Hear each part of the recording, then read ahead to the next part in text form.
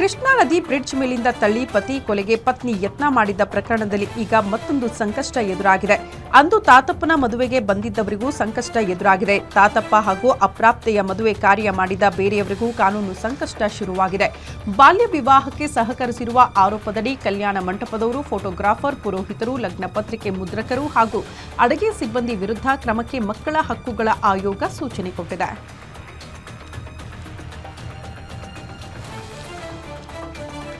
ರಾಯಚೂರಿನ ಮಲದಕಲ್ ಪಂಚಾಯಿತಿಯ ಅವ್ಯವಸ್ಥೆಯ ಬಗ್ಗೆ ಗ್ಯಾರಂಟಿ ನ್ಯೂಸ್ ಸುದ್ದಿ ಬಿತ್ತರಿಸಿದ ಬೆನ್ನಲ್ಲೇ ಅಧಿಕಾರಿಗಳು ಅಲರ್ಟ್ ಆಗಿದ್ದಾರೆ.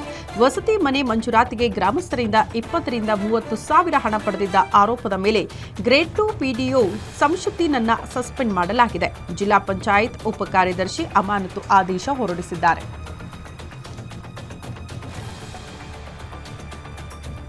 ಚಿಂತಾಮಣಿ ನಗರದ ಪ್ರಗತಿ ಕಾಲೇಜಿನಲ್ಲಿ ಜೆಡಿಎಸ್ ವತಿಯಿಂದ ಆಗಸ್ಟ್ 9ರಂದು ಬೃಹತ್ ಉದ್ಯೋಗ ಮೇಳ ನಡೆಯಲಿದೆ.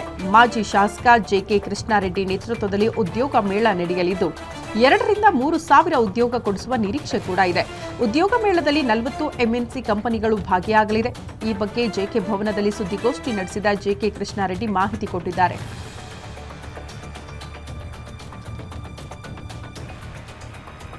ಬಹು ನಿರೀಕ್ಷಿತ ಮೆಟ್ರೋ ಹಳದಿ ಮಾರ್ಗ ಉದ್ಘಾಟನೆಗೆ ಕೊನೆಗೂ ಮುಹೂರ್ತ ಫಿಕ್ಸ್ ಆಗಿದೆ.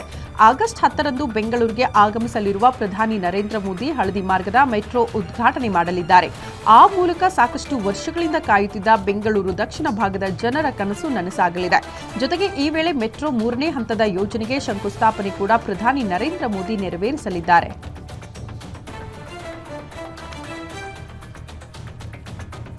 77ನೇ ವಸಂತಕ್ಕೆ ಕಾಲಿಟ್ಟಿರುವ ಸಿಎಂ ಸಿದ್ದರಾಮಯ್ಯನವರಿಗೆ ರಾಜ್ಯ ಹಾಗೂ ಕೇಂದ್ರದ ಪ್ರಮುಖ ರಾಜಕೀಯ ನಾಯಕರು ಜನ್ಮದಿನದ ಶುಭಾಶಯ ಕೋರಿದ್ದಾರೆ. ಈ ಪೈಕಿ ತಮಿಳುನಾಡು ಸಿಎಂ ಎಂಕೆ ಸ್ಟಾಲಿನ್ ಸಿದ್ದರಾಮಯ್ಯನವರಿಗೆ ಕನ್ನಡದಲ್ಲಿ ಶುಭ ಹಾರೈಸಿರುವುದು ಕಂಡುಬಂದಿದೆ.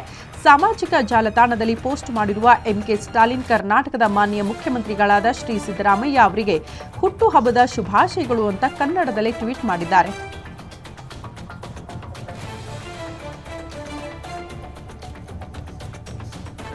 ಬೀದರ್ನಲ್ಲಿ ಭಾರೀ ಮಳೆಯಾಗ್ತಾ ಇದ್ದು ಕೇವಲ ಅರ್ಧ ಗಂಟೆ ಮಳೆಗೆ ರಸ್ತೆಗಳು ನದಿಯಂತಾಗ್ಬಿಟ್ಟಿದೆ. ಬೀದರ್ನಲ್ಲಿನ ಪ್ರಮುಖ ರಸ್ತೆಗಳು ಸಂಪೂರ್ಣ ಜಲಾವೃತ ಆಗಿದೆ. ಗುಂಪಾ ರಸ್ತೆ, ಶಿವನಗರ ರಸ್ತೆ, ರಂಗಮಂದಿರ ರಸ್ತೆ ತುಂಬಾ ಅಪಾರ ಪ್ರಮಾಣದಲ್ಲಿ ನೀರು ತುಂಬಿದ್ದು ವಾಹನ ಸವಾರರು ಪರದಾಡಿದ್ದಾರೆ.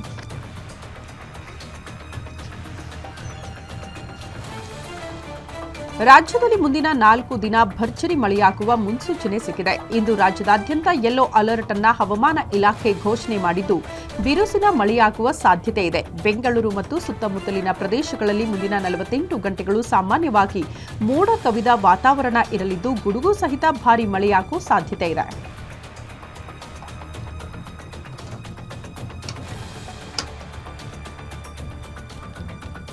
ರಷ್ಯಾದಿಂದ ತೈಲ ಖರೀದಿ ಮಾಡದಂತೆ ಸುಂಕ, ದಂಡದ ಬೆದರಿಕೆಯನ್ನ ಭಾರತಕ್ಕೆ ಅಮೆರಿಕ ಒಡ್ಡಿದ್ದರೂ ಭಾರತ ಇದಕ್ಕೆ ತಲೆಬಾಗಿಲ್ಲ.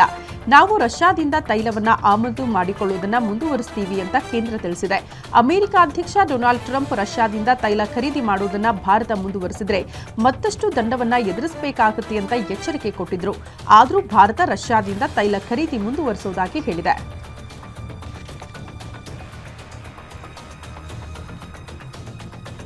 ಟ್ರಂಪ್ ವಿಧಿಸಿದ್ದ ದುಬಾರಿ ಸುಂಕದ ವಿರುದ್ಧ ಮೋದಿ ಲಾಲ್ ಬಾಲ್ ಪಾಲ್ ಸೂತ್ರ ಸಾರುವುದಕ್ಕೆ ಮುಂದಾಗಿದ್ದಾರೆ.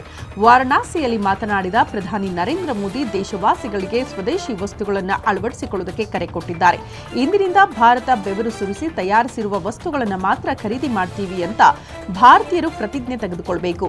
ನಮ್ಮ ಮನೆಗೆ ಬೇಕಾಗುವ ಯಾವುದೇ ಸರಕುಗಳು ಸ್ವದೇಶಿ ಮಾತ್ರ ಎಂಬ ಜವಾಬ್ದಾರಿ ದೇಶದ ಜನ ತೆಗೆದುಕೊಳ್ಳಬೇಕಾಗುತ್ತೆ ಅಂತ ಹೇಳುವ ಮೂಲಕ ಟ್ರಂಪ್ಗೆ ಪ್ರಧಾನಿ ನರೇಂದ್ರ ಮೋದಿ ಠಕ್ಕರ್ ಕೊಟ್ಟಿದ್ದಾರೆ.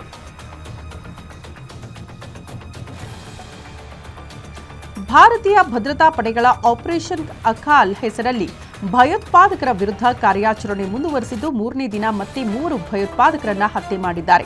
ಇದುವರೆಗೂ ಈ ಕಾರ್ಯಾಚರಣೆಯಲ್ಲಿ ಒಟ್ಟು 6 ಭಯೋತ್ಪಾದಕರನ್ನ ಹತ್ಯೆ ಮಾಡಲಾಗಿದೆ. ದಕ್ಷಿಣ ಕಾಶ್ಮೀರದ ಕುಲ್ಗಾಮ್ ಜಿಲ್ಲೆಯ ಅಕಾಲ್ ಅರಣ್ಯ ಪ್ರದೇಶದಲ್ಲಿ ಭಯೋತ್ಪಾದಕರು ಮತ್ತು ಭದ್ರತಾ ಪಡೆಗಳ ನಡುವೆ ಭೀಕರ ಗುಂಡಿನ ಕಾಳಗ ನಡೆದಿದ್ದು ಜಮ್ಮು ಮತ್ತು ಕಾಶ್ಮೀರ ಪೊಲೀಸ್ ಸೇನೆ ಸಿಆರ್ಪಿಎಫ್ ಜಂಟಿಯಾಗಿ ಶೋಧ ಕಾರ್ಯಾಚರಣೆ ನಡೆಸಿದೆ.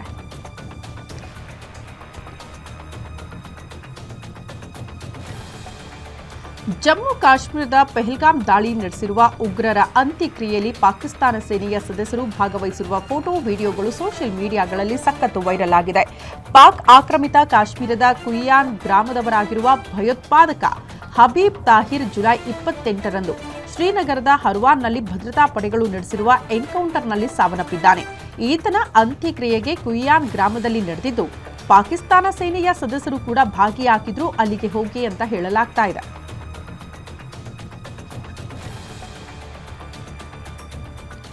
ಕಾನ್ಪುರದ ಬಾರಾ 8 ಪ್ರದೇಶದಲ್ಲಿ ಕೆಟ್ಟ ರಸ್ತೆಗಳ ವಿರುದ್ಧ ತಂದೆಯೊಬ್ಬರು ವಿಶಿಷ್ಟ ರೀತಿಯಲ್ಲಿ ಪ್ರತಿಭಟನೆ ನಡೆಸಿಬಿಟ್ಟಿದ್ದಾರೆ. ಶಾಲೆಗೆ ಹೋಗುವಾಗ ತನ್ನ ಮಗಳು ನೀರು ತುಂಬಿದ ರಸ್ತೆಯಲ್ಲಿ ಬಿದ್ದು ಗಾಯ ಮಾಡಿಕೊಂಡಿದ್ದಾಳೆ. ಈ ಕಾರಣಕ್ಕೆ ಕೋಪಗೊಂಡ ತಂದೆ ಶಿಥಿಲಗೊಂಡ ರಸ್ತೆಯಲ್ಲಿ ಚಾಪೆ ಮತ್ತು ದಿಂಬಿನ ಮೇಲೆ ನೀರಿನಲ್ಲಿ ಮಲಗಿಬಿಟ್ಟಿದ್ದಾರೆ. ಜೊತೆಗೆ ಭಾರತ್ ಮಾತಾ ಕಿ ಜೈ ಎಂಬ ಘೋಷಣೆಗಳನ್ನು ಕೂಗಿದ್ದಾರೆ. ಅಷ್ಟೇ ಅಲ್ಲದೆ ರಸ್ತೆ ನಿರ್ಮಿಸುವಂತೆ ಯುವತಿಯ ತಂದೆ ಅಧಿಕಾರಿಗಳಿಗೆ ಮನವಿ ಮಾಡಿಕೊಂಡಿದ್ದಾರೆ.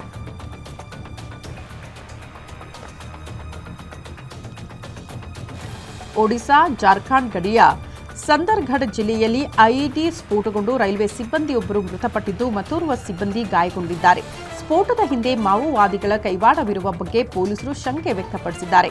ಮೃತರನ್ನ ಇಡುವ ಓರ್ಮನ್ ಅಂತ ಗುರುತಿಸಲಾಗಿದೆ. ರೈಲ್ವೆ ಹಳಿಯಲ್ಲಿ ಮಾವೋವಾದಿಗಳು ಹುದುಗಿಸಿಟ್ಟಿದ್ದ ಐಇಡಿ ಸ್ಫೋಟಗೊಂಡಿದೆ ಅಂತ ಮೂಲಗಳು ತಿಳಿಸಿವೆ.